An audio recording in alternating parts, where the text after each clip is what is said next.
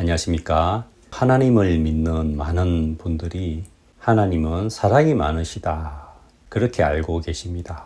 그런데 막상 그 하나님의 사랑을 느껴보는 사람은 잘 없는 것 같더라고요. 저도 어릴 때부터 교회를 다녔지만 막연하게 하나님은 사랑이 많으시다, 그 정도를 알고 있었지 제 마음에 그 하나님의 사랑이 느껴본 적은 없었어요. 사실 하나님 굉장히 멀리 느껴졌죠. 제가 청년 때 굉장히 큰 어려움이 있으면서 하나님을 찾고 싶더라고요. 그러면서 성경을 읽기 시작했는데 성경에 나와 있는 하나님이나 예수님의 모습이 제가 생각했던 막연한 그런 사랑이 넘치는 그런 모습과는 좀 다른 거예요. 어떨 때는 굉장히 무섭고 굉장히 엄격하고, 어떨 때는 예수님이 이 독사의 새끼들아 하면서 막 그렇게 말씀하시기도 하고, 또 성전에서 책찍을 가지고 막 짐승들 쫓아내기도 하시고, 그런 예수님의 모습을 보면서 내가 막연하게 생각하던 그 예수님하고 다르구나, 참 그렇게 생각한 적이 있습니다. 그런데 진짜 예수님의 사랑을 발견하게 되는 것은 나를 위해서 당신의 모든 걸 주셔서 우리의 죄를 대신해서 십자가에 못 박혀 죽으신 그 사랑을 만날 때거든요. 그 희생이 내 모든 죄를 다 해결했구나, 나를 영원한 하늘나라로 옮기게 해주셨구나, 하나님과 하나가 되게 하셨구나, 그것이 마음에 믿어지면 정말 예수님이 마음에서 가까워지는 거죠. 근데 살아가면서 예수님이 정말 나를 사랑하신다 하는 그런 마음에 도달하는 것이 사실상 쉽지가 않은 거예요.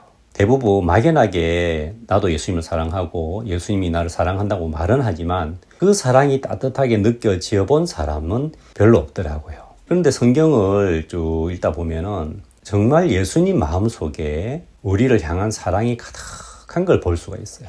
이 말씀을 받아들이고 주님과 함께 동행하면서 참 그 주님의 사랑이 느껴지고, 어떻게 나 같은 자에게 하나님의 말씀을 주시고 나를 인도하실까, 그런 마음이 들면 정말 감격스러운 거죠. 그 하나님의 은혜가 너무 크신 거죠. 제가 한 번은 이제 이 말씀을 읽었습니다. 예수님이 십자가에 달리기 전에 베드로가 예수님을 3번 부인했죠. 베드로는 절대 예수님을 버리지 않겠습니다, 그렇게 큰 소리 쳤지만 예수님은 이미 베드로가 예수님을 부인할 걸 아셨고 그렇게 예언을 하셨죠. 베드로는 끝까지 아니라고 했지만 결국은 예수님을 부인하게 되면서 그 예수님의 말씀이 생각이 나서 통곡하고 울었다고 되어 있죠. 그때 베드로는 자신을 의지하는 마음이 와르르 무너지고, 그리고 예수님이 부활하셨다는 이야기를 들었지만 선뜻 예수님 앞에 설 수가 없었던 겁니다. 그런데 그에게 예수님이 찾아오셨죠. 그리고 그 할 말이 없는 베드로에게 예수님은 물으셨습니다.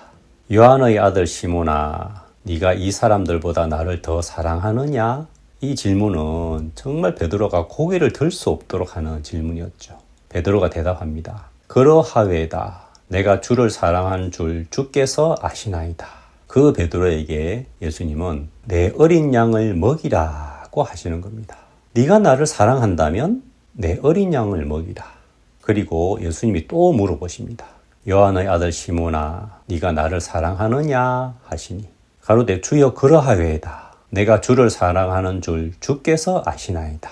그때 예수님은 내 양을 치라 하셨어요. 그리고 또 3번째, 요한의 아들 시몬아, 네가 나를 사랑하느냐 하시니 주께서 3번째 네가 나를 사랑하느냐 하심으로 베드로가 근심하여 가로되, 베드로가 예수님을 사랑한다고 말하는 게 참 힘든 거죠.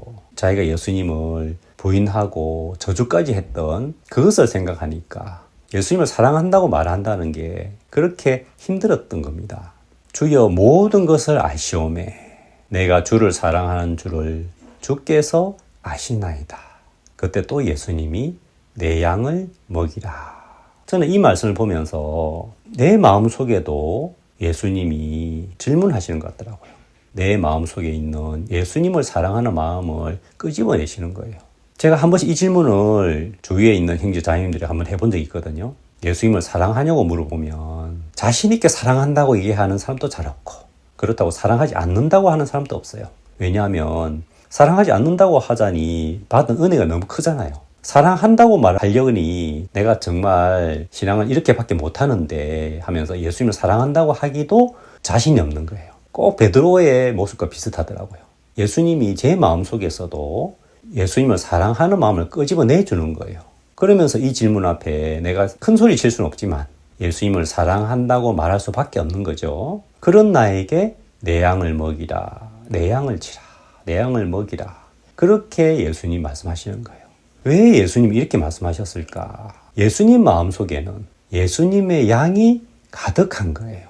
그래서 예수님의 양을 돌보고 싶고 이 양들을 이끌고 싶은데 그래서 이 베드로에게 맡겨주고 싶은 겁니다. 그냥 맡기는 게 아니고 네가 나를 사랑한다면 내 양을 먹이고 내 양을 치라. 내가 예수님을 사랑하는 방법, 내가 예수님을 사랑하는 길이 있다면 그것은 무엇이냐? 예수님이 사랑하시는 그 양을 먹이고 치고 섬기는 일이라고 하는 마음이 제 마음에 들더라고요. 아, 내가 예수님을 사랑하는 길은 예수님의 양을 섬기는 것이구나. 그것은 교회잖아요. 그때부터 제 마음에 이 교회를 섬기는 마음이 생기기 시작하더라고요. 말씀이란 건 신기한 것이 말씀이 내 마음에 들어와서 마치 빛이 계속 켜져 있는 것처럼 내 마음을 계속 밝혀주면 제 마음이 어느새 그 말씀을 쫓아서 한 걸음 한 걸음 가게 되는 거예요. 그러면서 제 마음에 교회를 살피고 교회를 섬기고 교회를 위하는 마음이 제 마음에 일어나기 시작하는 거예요. 저는 원래 사람이 좀 이기적이라 가지고 나밖에 모르고 주위 사람을 그렇게 살펴주고 위해주는 인물이 못 되거든요. 그런데 이 말씀이 제 마음에 밝혀주는 동안에 제 마음이 자꾸 그쪽으로 생각이 흘러가는 거고 그러면서 결국 이 교회를 섬기는 그런 길로 하나님이 이끌어 주시더라고요. 물론 여기에 있는 양은 예수님이 말씀하신 것처럼 지금 이 우리에 들지 않은 양, 나중에 이 말씀을 듣고 들어올 양도 포함이 되겠죠. 예수님의 마음속에 당신의 양으로 가득하다는 것을 알 수가 있었거든요. 그것이 바로 우리를 향한 예수님의 사랑이라고 하는 것이죠. 그리고 예수님의 그 사랑에 우리도 함께 동참하기를 원하시더라고요. 이런 말씀도 있습니다. 무리를 보고 민망히 여기시니 이는 저희가 목자 없는 양과 같이 고생하며 유리함이라. 예수님이 어느 날 유다 백성들 보면서 그 무리를 보시고 민망히 여기신 거예요.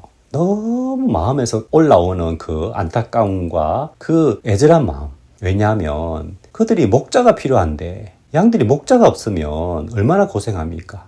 예수님이 그들을 보면서 정말 이 목자가 없는 양처럼 고생하면서 유리하는 모습을 본 거예요.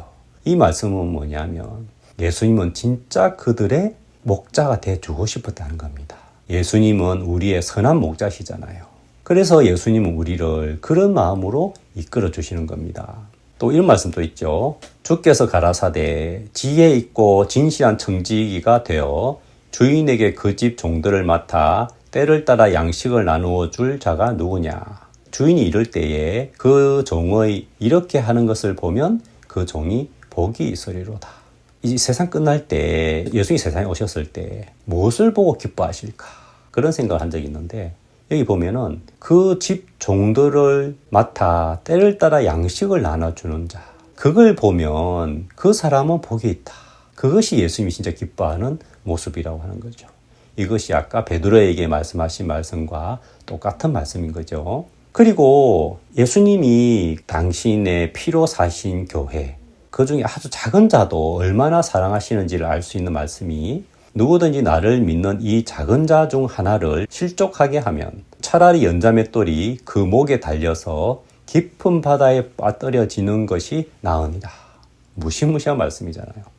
연자맷돌이라면 소가 돌리는 어마어마하게 큰 그 맷돌을 말하거든요. 목에 딱 줄을 감아가지고 그 연자맷돌을 바다에 집어 던지면 어떻게 됩니까? 사정없이 바다 속으로 떨어지겠죠.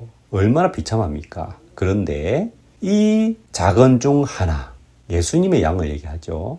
예수님의 피값으로 사신 이 작은 자 중 하나를 실족해 하면 이 믿음에서 멀어지게 하고 벗어나게 해서 이 믿음을 잃어버리게 되는 그런 지경에 이르게 하면 차라리 그 자는 연자맷돌을 목에 달아서 바다에 던지는 게 차라리 낫다. 그게 무슨 말씀이냐. 말하자면 감히 내 양을 건드려? 이제 이 말씀이잖아요. 그만큼 우리 중에 이 교회 안에 지극히 작은 자, 우리가 볼 때 별로 귀해 보이지도 않고 연약해 보이고 별 크게 도움이 안 될 것 같은 그 양, 그 사람도 예수님이 얼마나 소중하게 여기는가, 그걸 알 수가 있단 말입니다. 이런 말씀을 통해서 예수님이 우리 한 명 한 명을 얼마나 사랑하시고 얼마나 끔찍히 위해 주시고 또 얼마나 이끌고 싶어 하시는지, 그래서 정말 네가 날 사랑한다면 내 양을 좀 맡아줘, 좀 내 양을 먹여줘, 좀 내 양을 길러줘, 때를 따라서 양식을 좀 나눠줘, 그런 예수님의 마음을 알 수가 있고, 이런 예수님의 마음을 알게 되면 함께 이 길에 같이 가다 보면 정말 그 예수님의 사랑을 느낄 수가 있고요. 나를 향해서 어떤 마음을 가지고 계신지, 어떻게 나의 목자가 되어 주셔서 나를 이끌고 싶어 하시는지,